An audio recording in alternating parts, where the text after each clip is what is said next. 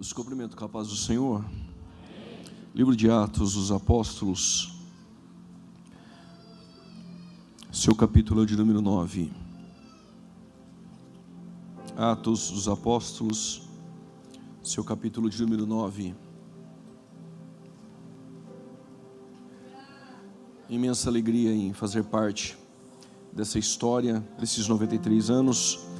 Deus abençoe pela vida do pastor presidente, pastor Adão, grato pela confiança. Trago saudações do meu pastor presidente, pastor Paulo Freire. Sinta-se abraçado por toda a nossa igreja de Campinas. Pastor vice-presidente, pastor Fábio Rezende, pastor Juliano, Deus abençoe as demais autoridades que aqui estão, aos pastores. É um prazer imenso poder contribuir através da palavra de Deus. Nós temos um tema que gravita sobre essa data expressiva, que é conduzidos pelo Espírito Santo.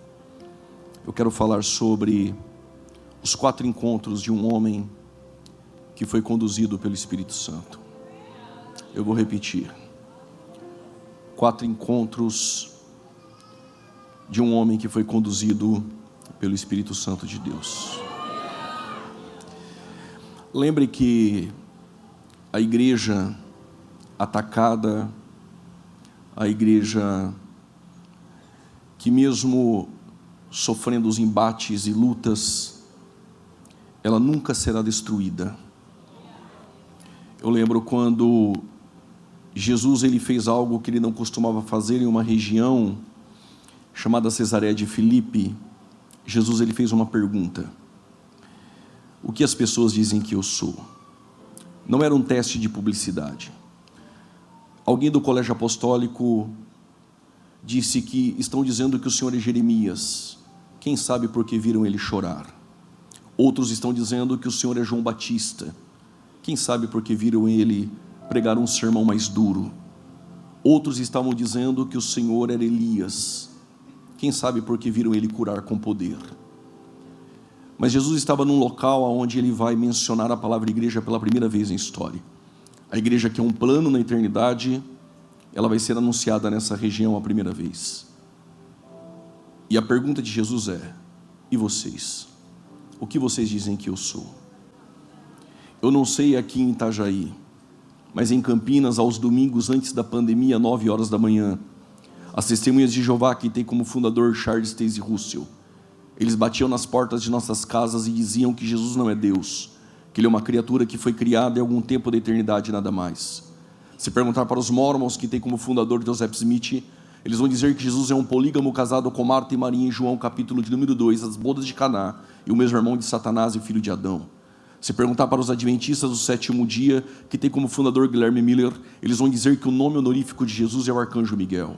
A maior religião que cresce em Hollywood, os budistas de Siddhartha Gautama, eles vão dizer que Jesus nunca foi Deus, somente um modelo de liderança a ser seguido. A maior religião que cresce no planeta, os muçulmanos, eles vão dizer que Jesus não é Deus, é só um profeta, do mesmo patamar de Elias e do mesmo patamar de João Batista. Os kardecistas vão dizer: ele nunca teve um corpo, somente um espírito elevado que no hinduísmo alcançou o karma. Mas se nós pudéssemos caminhar há 2000 anos atrás e encontrasse uma mulher lá em Samaria sem o cântaro na mão, ela iria dizer: para eles eu não sei, mas para mim ele é ainda aquele que tem água da vida eterna. O Isaías vai dizer: para mim ele é o conselheiro, é o Deus forte, é o Pai da eternidade, a raiz de Davi. O Jó vai dizer: para mim ele é o Redentor que vive. O João Batista, às margens do Jordão, pregando, vai dizer: para mim ele é o Cordeiro de Deus que tira o pecado do mundo. Se você tomasse um café lá em Betânia, na casa de Lázaro, feito por Marta ou por Maria, eles iriam dizer ali naquela região que ele é a ressurreição e a vida, e ainda que esteja morto, viverá. O Paulo vai dizer: para mim aquele que foi manifestado em carne, justificado em espírito, visto pelos anjos, crido pelo mundo, pregado entre nações e recebido em glória. Mas o João vai dizer: para mim ele é o princípio e o fim, o alfa e o ômega, aquele que era, que é e que há de vir. Mas há 112 anos, Daniel Berg e Gunnar Wingren, se estivessem vivos, assim como há 93 anos, se encontrasse um jovem cantando hinos da harpa aqui em Itajaí, chamado Bernardino, ele iria dizer: para nós, há 93 anos, ele continua sendo aquele que salva, que cura, que liberta, que batiza com o Espírito Santo e ainda leva crente para morar no céu. versículo de número 15. Disse-lhe, porém, o Senhor: vai, este para mim é um vaso escolhido, para levar o meu nome perante os gentios, os reis e os filhos de Israel, e eu lhe mostrarei quanto deve sofrer pelo meu nome. Por causa desse glória a Deus eu vou repetir: e eu lhe mostrarei quanto deve sofrer pelo meu nome. Tome seu respectivo assento.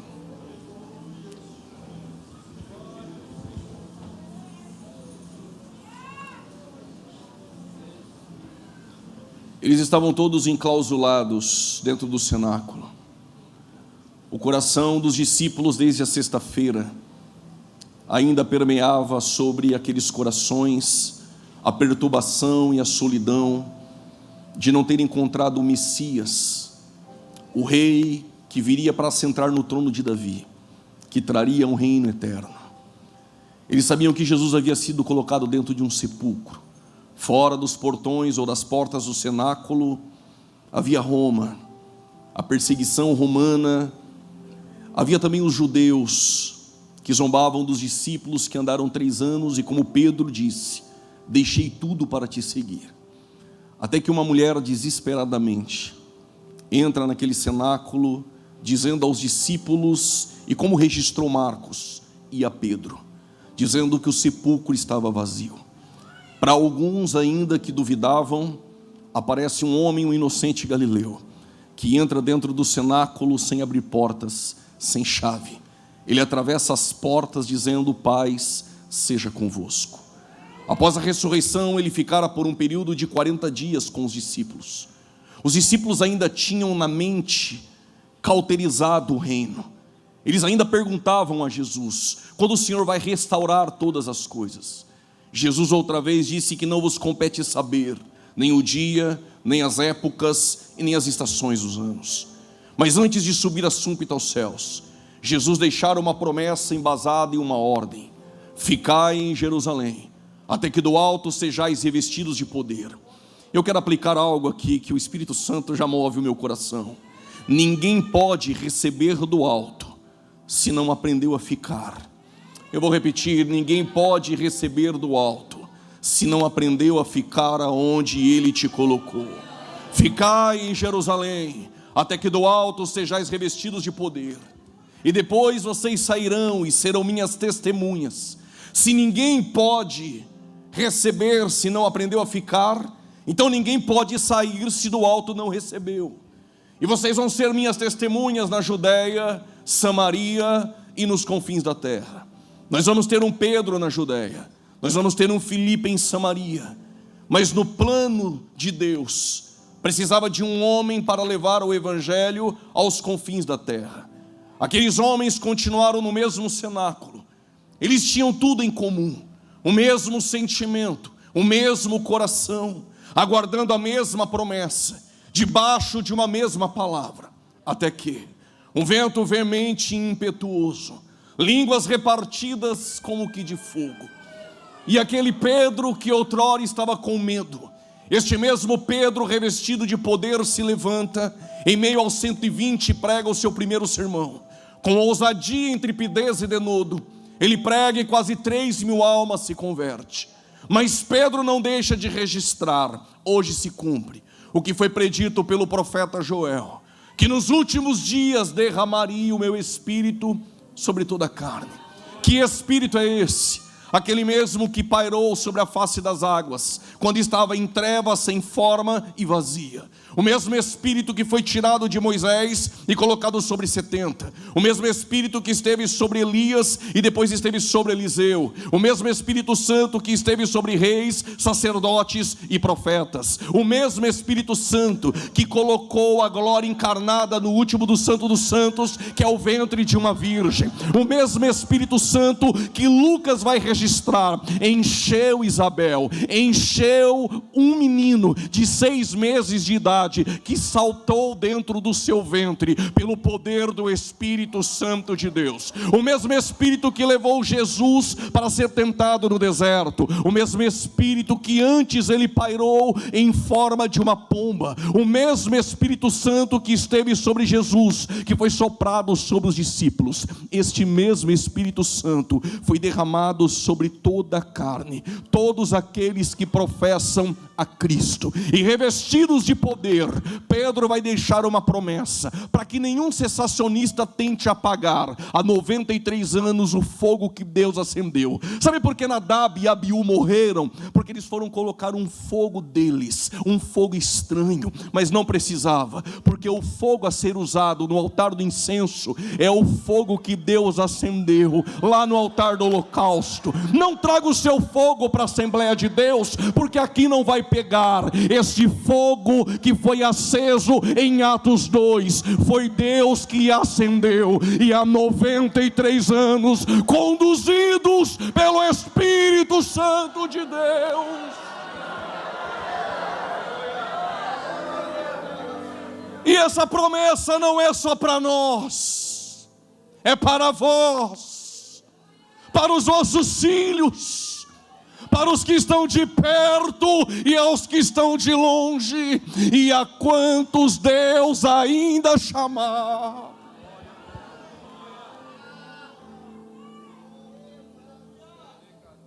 Aquela igreja enclausulada com medo no cenáculo, se levantam cheios de poder. 54 cidades, 32 países e 9 ilhas do Mediterrâneo foram abaladas pela propagação do Evangelho em poder, que para muitos é loucura, para nós essa mensagem da cruz, que não fugiu desses púlpitos, é poder de Deus, é poder. Alguém levanta uma mão para a glória. É poder de Deus, é poder de Deus para a salvação.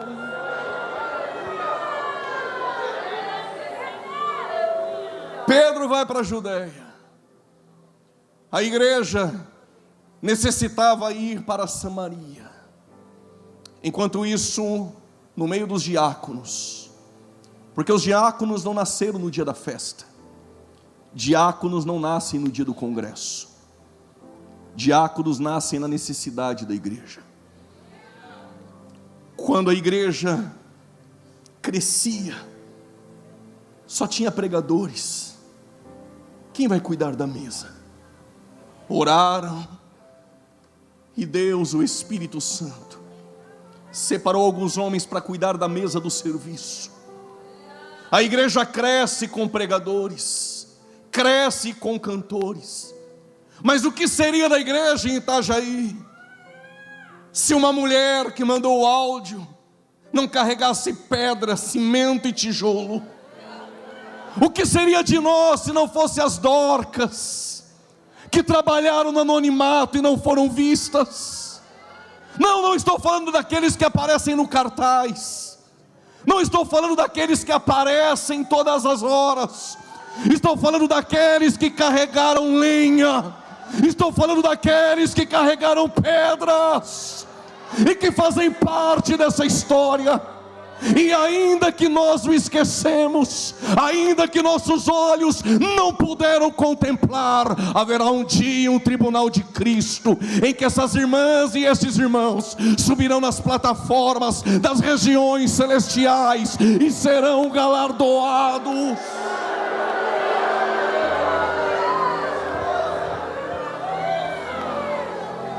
Enquanto isso, um diácono cheio de poder, que começa pregando em Abraão e vai terminar em Cristo na cruz. E o que ele recebeu? Nenhuma foto para o Stories, nenhum aplauso de ninguém, nenhuma foto como o melhor pregador do ano.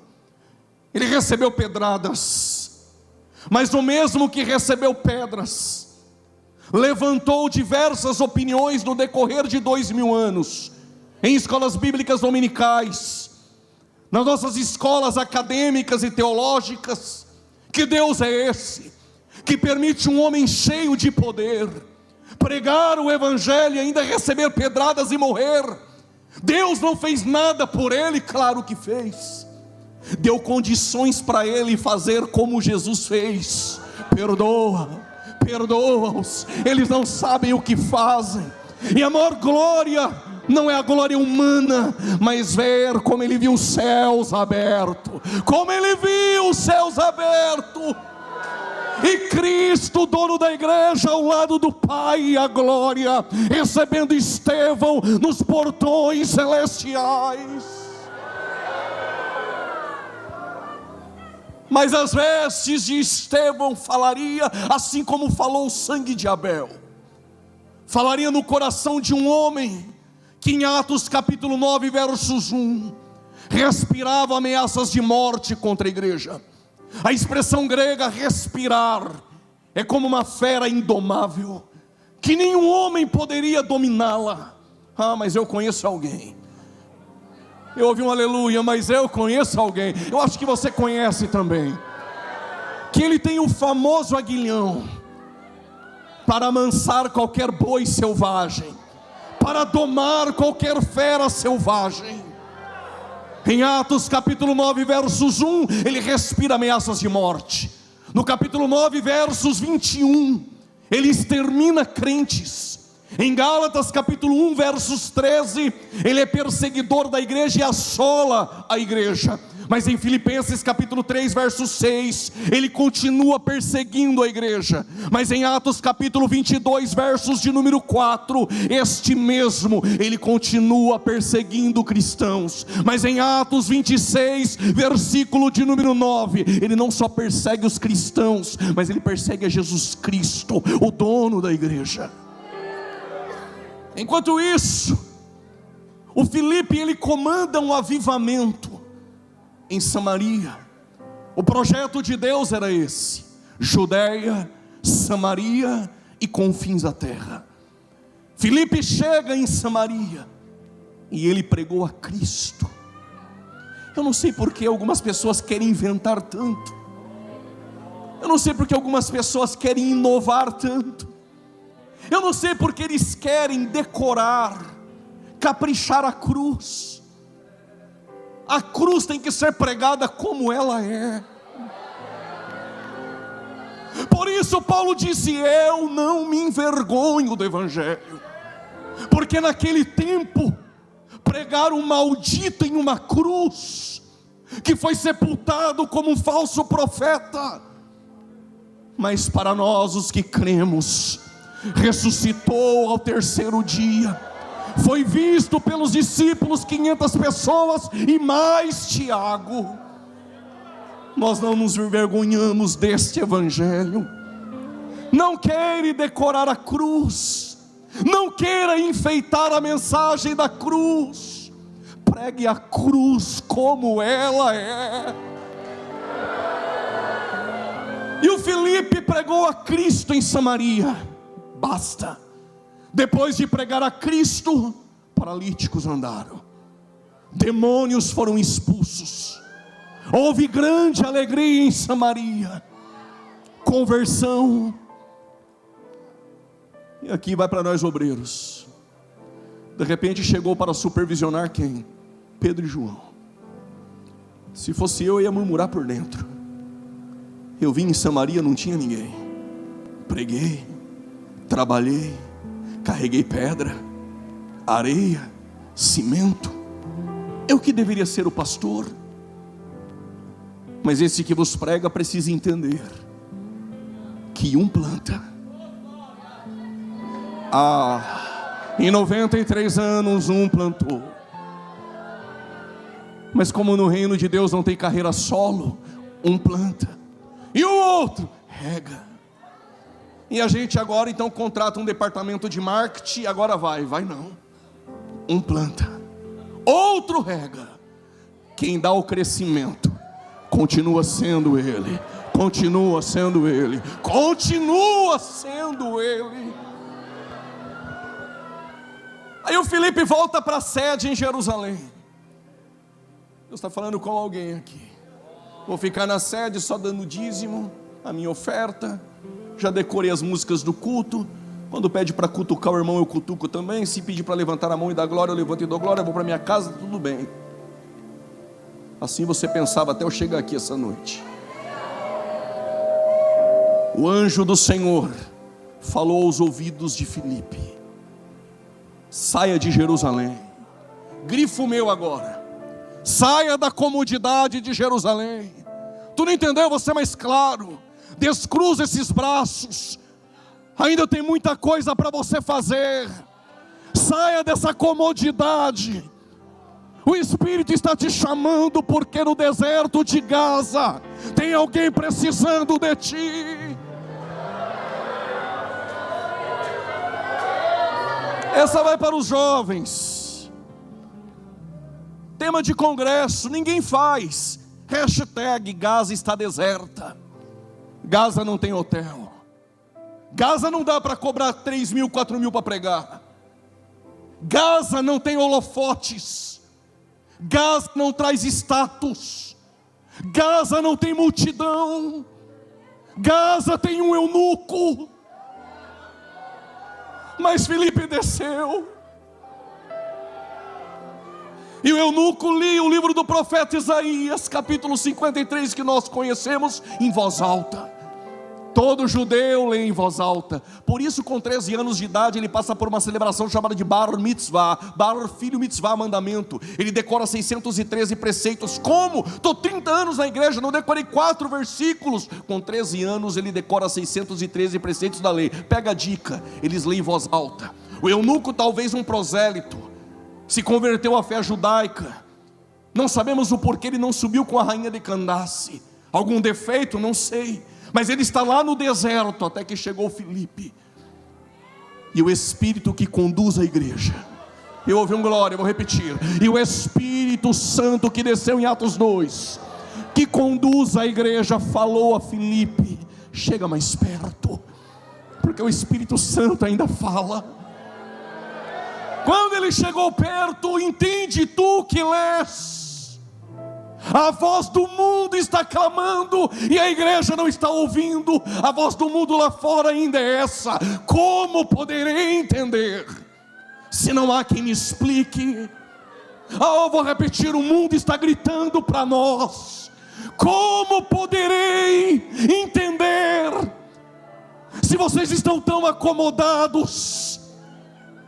Se nós estamos somente dentro de um espaço geográfico e nos contentamos somente com isso.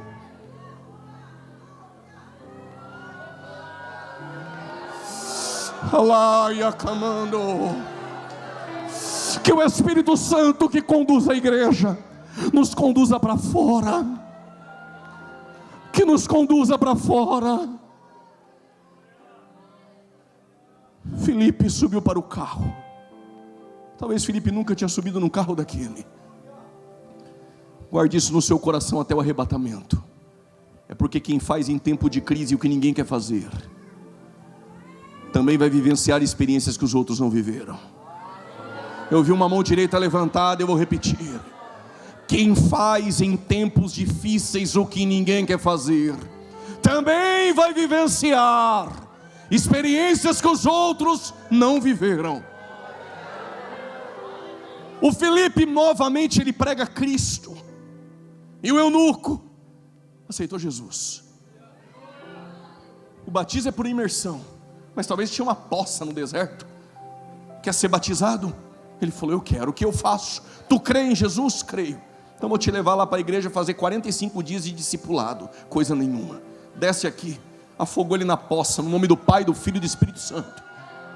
E agora o Espírito Santo, em Atos 8:39, que conduz a igreja, pegou Filipe no deserto. Ouviu um aleluia ali? Pegou no deserto de Gaza. Aí tu lembrou: quem faz em tempos difíceis o que ninguém quer fazer, vai viver experiências que os outros não viveram. Pegaram ele dali e levou ele para Azoto. Este mesmo Espírito Espírito que transporta Filipe do deserto de Gaza para Azoto. Eu não sei se é o mesmo Espírito Santo, mas de uma coisa eu tenho certeza: a qualquer momento, de forma iminente, repentina, seremos tomados daqui e levados para casa, para um outro lugar. E a perseguição contra a igreja ferrenha, Estevão morto, Paulo perseguindo a igreja. A perseguição no decorrer da história da igreja foi ela que mais purificou a igreja. A igreja não ora porque é perseguida, ela é perseguida porque ora. E Paulo pegando cartas, indo para Damasco, prender cristãos, até que o dono da igreja, apareceu o homem mais emblemático no Novo Testamento, tão emblemático, que na vacância de Judas Iscariotes, ainda nós queremos colocar o Paulo na cadeira que é de Matias. Isso acontece nos dias de hoje. Paulo tem mais talento, escreveu a máxima do amor como ninguém em 1 Coríntios 13, falou sobre os dons do Espírito como ninguém em 1 Coríntios 12. Ninguém falou de ceia como ele em 1 Coríntios 11, a partir do versos 23. Ninguém falou como ele sobre os dons ministeriais em Efésios capítulo 4, versos 11. Ou quem ousou a falar sobre predestinação, igual ele aos Efésios capítulo 1.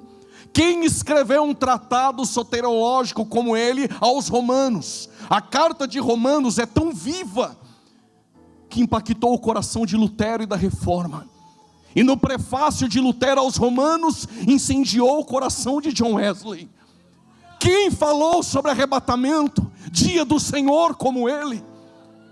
Só que nós queremos pegar todo o talento e sabedoria de Paulo e querer colocar forçadamente na cadeira de Matias. E aqui vai para nós, jovens.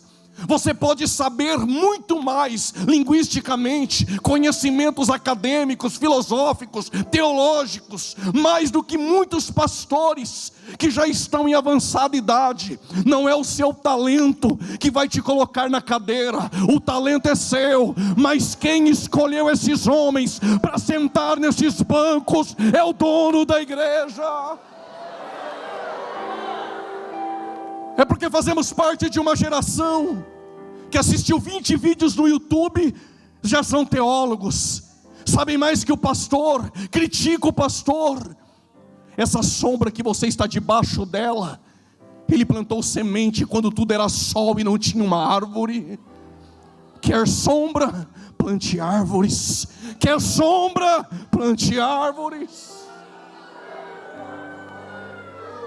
Foi a igreja que orou e colocou Matias.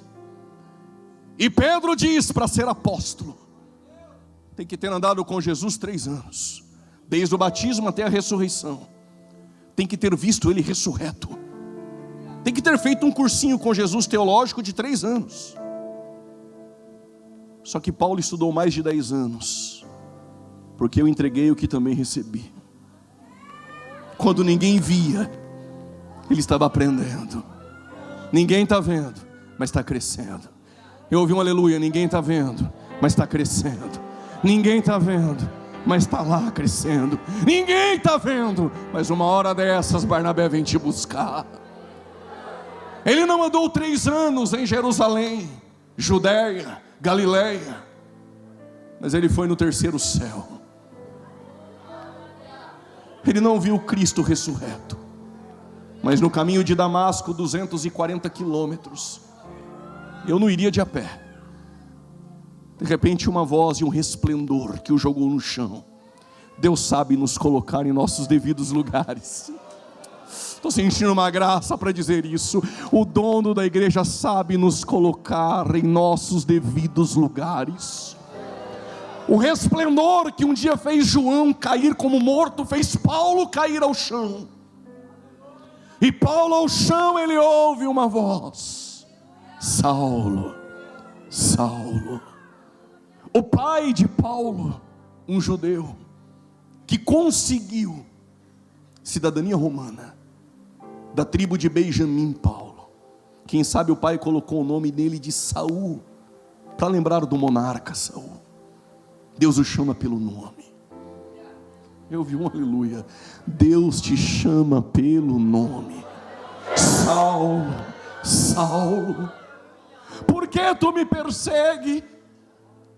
Agora ele entendeu que a igreja tem um dono, e quando toca na igreja, toca no dono dela. Quando o ímpio lá fora insulta a igreja, não precisa fazer vídeo não, nós temos um dono que peleja por ela. Saulo, Saulo, por que tu me persegues? Duro é para ti recalcitrar contra os aguilhões. Paulo está domado. A fera selvagem foi domado pela graça. Não existe um pecador tão pecador que a graça não possa te dominar. Sabe por que você está aqui com os olhos cheios de lágrimas, com essa mão direita levantada? Porque tu sabe o poço que você estava. Lembra daquele quarto pedindo a morte? Lembra aquela depressão? Lembra aquele álcool naquele boteco que te chamava? Até que essa graça te trouxe, até que você se rendeu a ela e está aqui hoje. Oh, maravilhosa graça!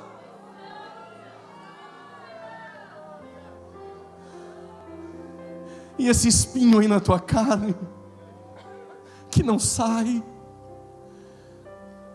O pregador hoje não veio da vitória, mas eu vim dizer para você o seguinte: nem sempre Ele tira o espinho, mas Ele fortalecerá tuas estruturas, para você caminhar com Ele, para que você não se ensorbebeça. E lembre que a graça te basta, que a graça te basta. Lembre que quando você está fraco, é aí que o poder de Deus se aperfeiçoa. Aí Paulo diz: quem é Senhor?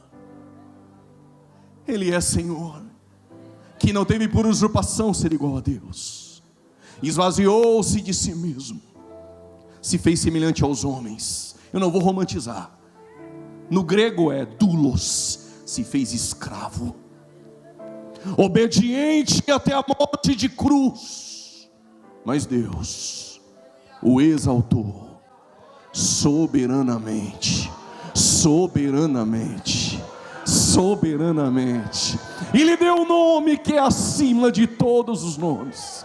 E chegará o dia, não vou nem olhar para você, se não quiser fazer isso hoje não faça, mas um dia irá fazer.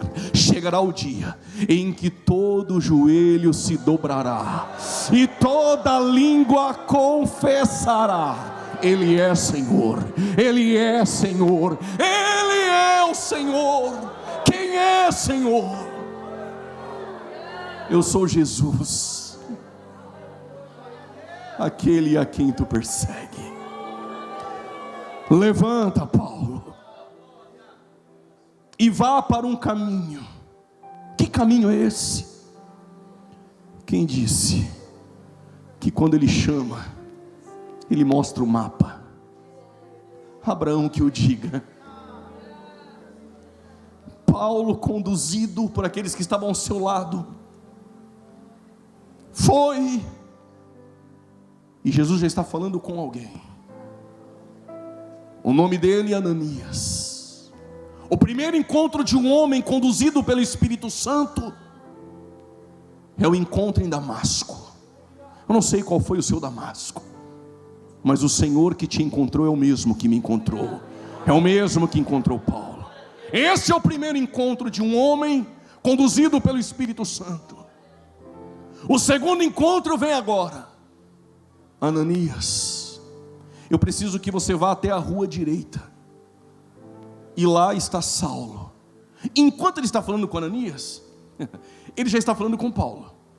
Vai vir alguém aqui, vai colocar a mão na sua cabeça e tu vai voltar a enxergar. Tu não está entendendo? Ele está falando aqui, ao mesmo tempo ele está falando em um vilarejo, em um culto com alguém. Está falando lá no Japão agora com alguém. Tu está entendendo o Deus que você conhece? Antes de criar o universo, Ele já viu você com essa mão direita levantada e dando glória. Não, tu não entendeu. Antes de criar o universo, Ele já ouviu, irmã, a tua oração que você ainda nem fez. Ele já ouviu. Ananias é o Saulo. Senhor, não dá. Esse homem persegue a igreja. Este homem é aquele que respira ameaças de morte. Para nós não dá, Senhor. Eu não sei para você, Ananias, o que ele é. Se você vai pegar, eu não sei, mas eu vou dizer. Para você, Ananias, ele é um homem descartável. Mas na minha olaria não tem lata de lixo. Ah, alguém lá entendeu? Eu vou repetir. Na olaria de Jesus não tem lata de lixo. Mas é barro, para você serve para ser pisado. Para o oleiro, ele limpa, modela. Não sei se você vai dar glória, mas aí ele põe no forno. Aí ele tira do forno. E se não está bom, ele não joga fora. Ele quebra e faz de novo. O problema não é ser quebrado pelo oleiro. O problema é o profeta na janela para contar depois, no capítulo 18. Tu já foi quebrado, mas ele não te jogou fora. Tu entrou aqui em pedaços, quebrado, mas ele não te jogará fora. Eu vou até as últimas consequências, porque eu não te perdi de vista. O Ananias aparece somente no capítulo 9 e depois ele some. O que tu está querendo dizer, pregador? O segundo encontro de Paulo é com Ananias. Guarde no seu coração. Há pessoas em nosso ministério que aparecerão uma única vez, um único capítulo, mas Ananias ninguém prega sobre ele. Ele não tem expressão, porque nós queremos atentar somente para as grandes portas, mas esquecemos que as grandes portas, elas giram em pequenas dobradiças. Alguém entendeu?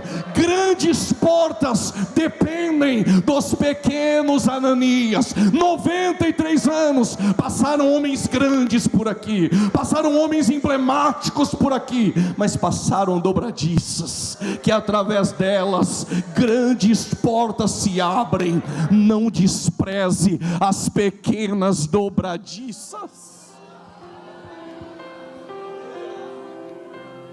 O Ananias só aparece no capítulo 9 só, mas é ele que vai colocar a mão na cabeça de Paulo.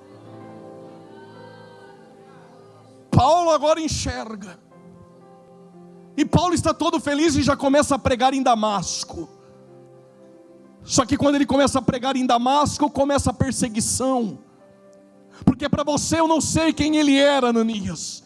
Para mim ele é um vaso escolhido, mas que vai padecer pelo meu nome. Tu está entendendo o que é evangelho? Se você veio iludido aqui essa noite, talvez você errou o lugar. Aqui não é lugar só de receber vitória. Aqui não é lugar de vir uma palavra ao teu encontro dizendo você vai vencer, levanta a cabeça e você é o centro de Deus. Não, aqui não é esse lugar. Evangelho não muda a diversidade, evangelho transforma caráter. Evangelho não promete vitórias. Então o que é esse evangelho que transforma caráter? Eu vou te mostrar o que é o evangelho. Paulo, perseguido em Damasco, rejeitado em Jerusalém, esquecido em Tarso, apedrejado em Atos 14 em Listra. vai sofrer chibatadas. Em Atos 16 em Filipos, vai ser expulso em Atos 17 em Tessalônica, vai ser chamado de tagarela em Atos 17 no Areópago. Em Corinto, em Atos 18, vai enfrentar falsos apóstolos. Mais 3 anos em Éfeso, Atos 19, enfrentará as feras.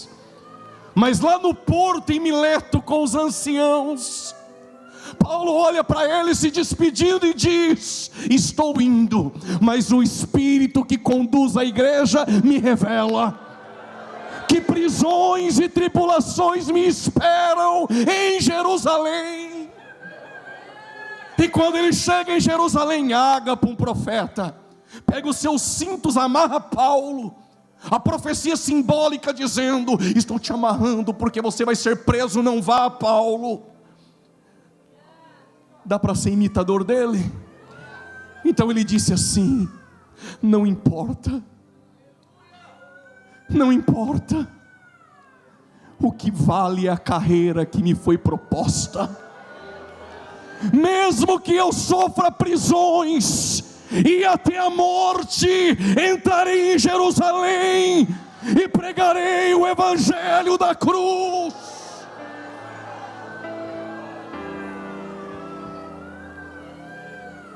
Vai ser preso em Cesareia Marítima, vai sofrer naufrágio indo para Roma. Em Malta vai ser picado por uma serpente. Mas ele vai acabar a carreira, vai guardar a fé, porque ele não adulterou a fé, porque ele não se vendeu, porque ele não é uma prateleira e um produto nela. Paulo sabe quem é aquele que o chamou no caminho de Damasco. Paulo pregando em Damasco, ele é perseguido. Então ele chega em Jerusalém, quis fazer amizade com a convenção, mas eles não acreditavam em Paulo, eles não acreditavam na conversão de Paulo. Eu passei por isso.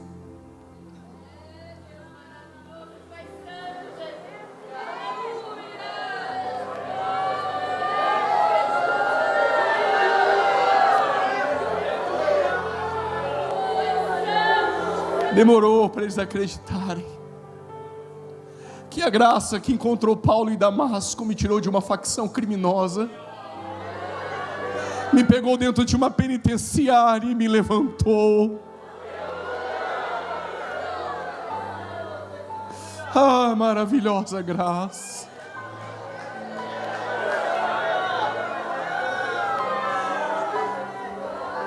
E sempre tem um Barnabé, que é o terceiro encontro de Paulo.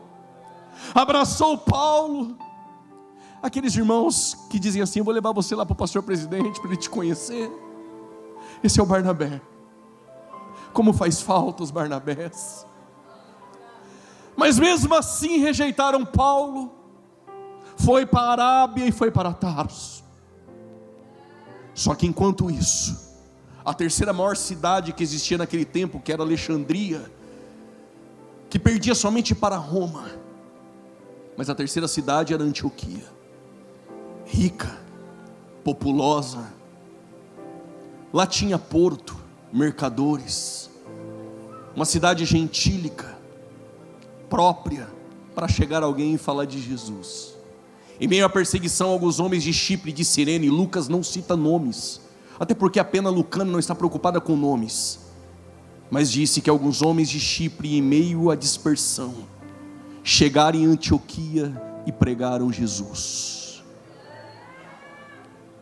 E aí Lucas registra: e a mão do Senhor era sobre eles, e a mão do Senhor era sobre eles. Funda-se uma igreja em Antioquia poderosa. Eu não sei, mas a fama da igreja em Antioquia não tinha departamento de marketing, não tinha Instagram, não tinha Facebook, não tinha tráfego pago. Como que a fama de uma igreja poderosa chegou até Jerusalém? Não fica forçando a porta, não fica puxando o tapete para assumir lugar. Se as cadeiras todas estão ocupadas, o que eu faço? Fica lá no aprisco. Se Deus tem algo contigo, o profeta não se assenta à mesa enquanto tu não chegar. Eles ficam indo para as festas para ser visto. Não force essas portas, porque quem sopra ainda é o Espírito que conduz a igreja. Quem sopra ainda é o Espírito que conduz a igreja. O Tiago, pastor presidente da igreja em Jerusalém, Pedro saiu para itinerância, era ele. E eu sei disso por causa de Atos 15, não tenho mais tempo. E aí nomearam, a igreja sede nomeou um pastor para colocar lá na congregação em Antioquia. Um homem cheio de fé, de graça, um homem rico, mas que as suas propriedades ele lançava aos pés dos apóstolos. Barnabé foi pastorear Antioquia. Quando ele chegou em Antioquia, a primeira coisa que ele viu, a graça. E a primeira mensagem de Barnabé é: perseverem, perseverem, perseverem. 93 anos, perseverem. O que tu viu quando entrou aqui? O que eu vi? A graça. Persevere, Antioquia.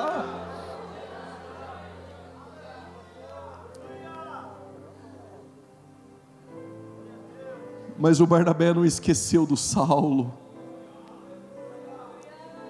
Ele foi buscar o Saulo. Agora ele é pastor, agora ele não leva ninguém para falar com o presidente. Agora é ele. Ele foi lá buscar o Saulo, falou: vem, tu vai trabalhar comigo em Antioquia. E esses homens em Antioquia estão orando e jejuando, orando e jejuando. O Espírito Santo ama esse ambiente, orando e jejuando, orando e jejuando, dando glória a Deus e aleluia, orando e jejuando. E o Espírito Santo separou Barnabé e Saulo. Eles vão para a primeira viagem missionária. Eles voltam. O João Marcos é sobrinho de Barnabé, abandonou-os no meio da viagem missionária, até porque não era para levar o João Marcos. O Espírito Santo que conduz a igreja separou Barnabé e Saulo. Não queira levar quem o Espírito Santo não conduziu para levar. Eu vou repetir, alguém precisava escutar isso aqui em cima. Não coloque quem o Espírito Santo não conduziu a colocar.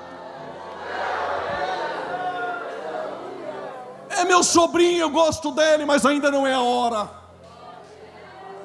Uma hora ele vai ser útil, mas precocemente ainda não é a hora. Atos 14:14, Barnabé e Saulo foram chamados de apóstolos. No capítulo 13, João Marcos abandonou. Talvez se ele fosse preparado, no capítulo 14 ele também seria chamado de apóstolo. Por um capítulo. Por um capítulo. Pregador, o senhor está pregando, estou aqui sentado. E por um capítulo eu também abandonei. E agora? O Espírito que conduz a igreja conduziu Paulo a escrever a Timóteo e dizer: traga o João Marcos. Você não entendeu? Ele ainda precisa de você nessa obra. Agora eu vou parafrasear, não está no texto, eu preciso pensar. O Paulo está arrumando as coisas dele para a viagem missionária, não leva muita coisa. Jesus falou que não era para levar. O Barnabé também está arrumando. E o João Marcos não é abusado, está arrumando a dele também. O Paulo olhou e falou assim: comigo não vai. Irmão, quando a igreja é poderosa, conduzida pelo Espírito Santo, até as rincha e os pega, Deus usa. Até na... Não sei se está preparado para ouvir isso. Tira as crianças da sala, por favor. Até na contenda Deus usa. Barnabé e Saulo contenderam, e não foi uma contendinha não, foi feio. O Barnabé e o João Marcos foram para lá. Eu visitei o Egito, uma igreja em Copta, Pentarquia. A Pentarquia são 5 igrejas com nome de apóstolos. Em Copta, no Egito, tem o nome de João Marcos. João Marcos não é apóstolo, mas ele foi tão útil que ele saiu para pregar no Egito, poderosamente. Deus ainda vai te usar. E o Paulo está sozinho. Pergunte bem forte: e agora? O Moisés mandou 12. 10 voltaram murmurando de cara, dizendo: tem muito gigante. 2 voltaram dizendo: tem gigante, mas a terra é nossa. Só por causa desse aleluia segura. O Josué agora assumiu, agora é com ele. Quanto era Moisés, estava bom. Moisés morreu, agora é comigo. E se é comigo, ninguém reclame. Vou mandar de 2 em 2. Para onde? Vou mandar 2 para Jericó. Se eu mando 10, volta murmurando. Só 2 volta 12, dizendo que vai entrar. Então eu não mando 12, só mando 2. E Jesus gostou da ideia e falou: então vai de 2 em 2.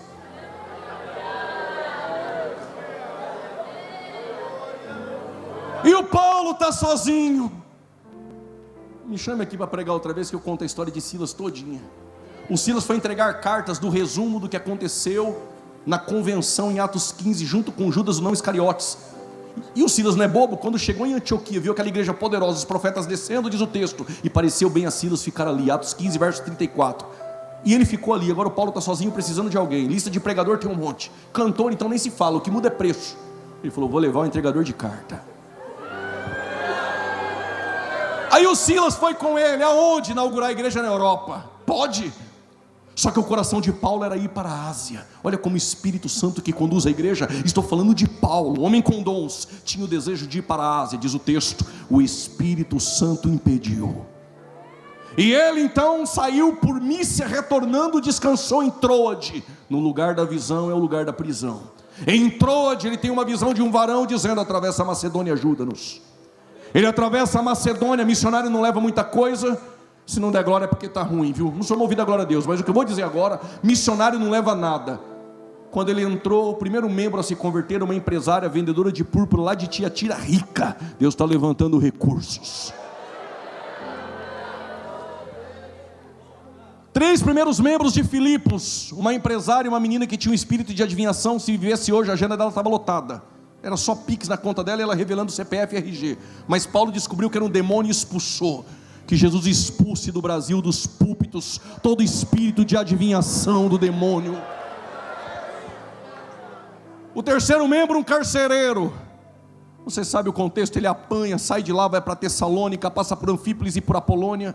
Não prega, chega em Tessalônica, prega por 21 dias, funda uma igreja, vai para Bereia, de Bereia ele vai para Atenas, de Atenas ele vai para Corinto, funda a igreja em Corinto, fica 1 ano e 6 meses, e depois ele vai para Éfesos, funda a igreja em Éfesos, fica 3 anos lá, e quando sai de lá para Jerusalém ele vai ser preso, e preso ele vai para Cesareia, onde ele apela para Roma. Ele entra na embarcação em Atos 28, mais ou menos uns 276 presos, não vai morrer ninguém, porque Deus falou com Paulo.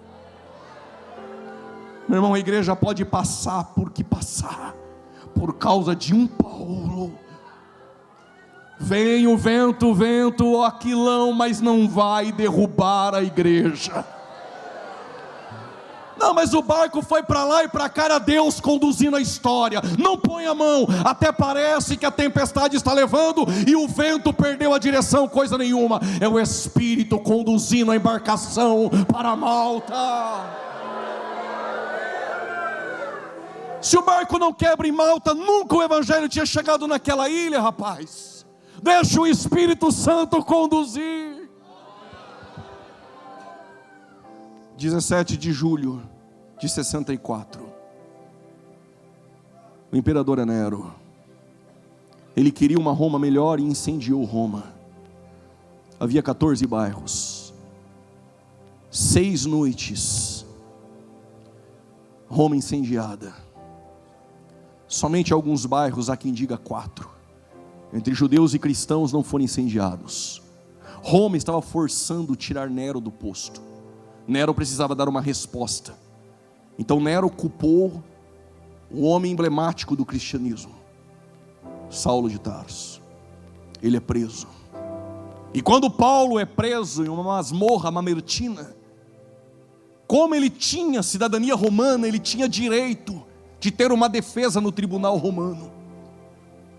Quando ele está na masmorra, ele escreve ao jovem Timóteo dizendo: ó Timóteo, ninguém me assistiu na minha defesa. Quando ele chegou no tribunal, ele esperava ver o Demas, amando o presente século, abandonou. esperava ver Tito, tinha ido para a Dalmácia.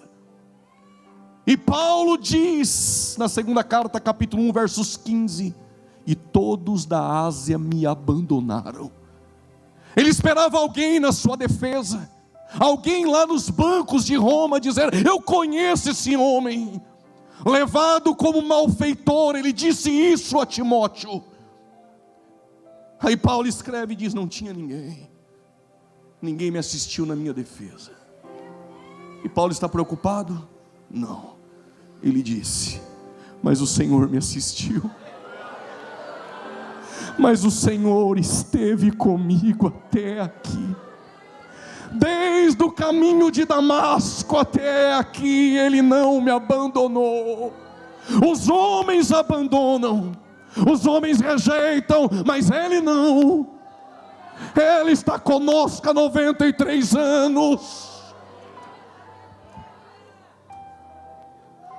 Timóteo está muito frio aqui. Traga a capa que eu deixei em Troade, no lugar da visão. Talvez foi o lugar da prisão. Traga os livros, porque nunca é tarde para aprender. Traga os pergaminhos. E o que Paulo está esperando? No inverno, na masmorra mamertina, entraram um soldado com uma tira de couro com o nome Saul, o gladiador romano lá fora. Paulo, ser tirado da masmorra, colocado a sua cabeça, descer o gladiador romano, a guilhotina, a cabeça de um lado, o corpo do outro. Esse é o fim de Paulo. Mas mesmo assim Paulo escreve: que coragem é essa? E ele diz: ó Timóteo, não são eles que me prenderam. A minha vida está sendo oferecida como libação àquele que me chamou no caminho de Damasco. Eu defendi o bom combate. Eu que tive o primeiro encontro com Cristo em Damasco, o segundo encontro de um homem conduzido pelo Espírito Santo com Ananias, o terceiro com Barnabé. Guardei a fé, e eu estou esperando o meu último encontro. Estou esperando a morte. Só que quando ela entrar, eu não tenho medo dela, porque o guilhão da morte não se compara com o guilhão da graça que me domou em Damasco. Ó morte, onde está a morte, a tua vitória? Onde está o inferno e o teu aguilhão? Tragada, tragada, tragada, tragada, tragada, tragada, tragada foi a morte pela vitória. O último encontro aparentemente é com a morte, mas a morte não é o fim. A morte é um passaporte para a vitória. Alguém entendeu? A morte é um veículo a qual Deus usa para me levar para encontrar com Ele. Estou próximo, Timóteo, da minha partida. A palavra grega partir, entre as suas nuances, estou desfazendo a tenda, porque aqui eu sou peregrino. Por causa desse glória eu vou dar outra nuance. Eu sou uma embarcação que vai tirar a âncora da fé, guardar e deixar meu barco ser conduzido pelo Espírito Santo às mansões celestiais. E essa última palavra de Paulo eu encerro e marcou a minha vida.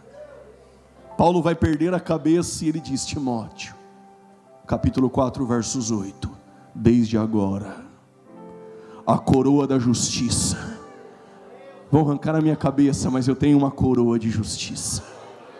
Desde agora a coroa da justiça está guardada e reservada pelo justo juiz, não só a mim. Sabe que tem alguém aqui? Mas a todos aqueles que amam a sua vinda. O que eu faço para receber, pregador? Apocalipse 2:10. Ser fiel até a morte, e dar-te-ei a coroa da vida. Eu já recebi, eu vou embora desse culto fazendo o quê? Apocalipse 3:11. Guarda o que tens, para que ninguém tome a tua coroa. Como os assembleanos estão aqui nesses 93 anos, Apocalipse 22:12. Eis que venho cedo sem demora, e comigo está o meu galardão.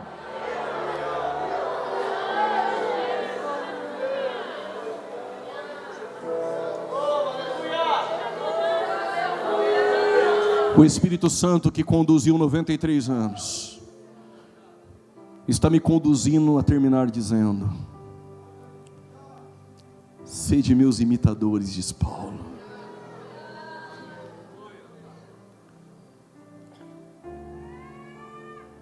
Porque eu tenho no meu corpo as marcas de Jesus Cristo. Que Deus abençoe em nome de Jesus.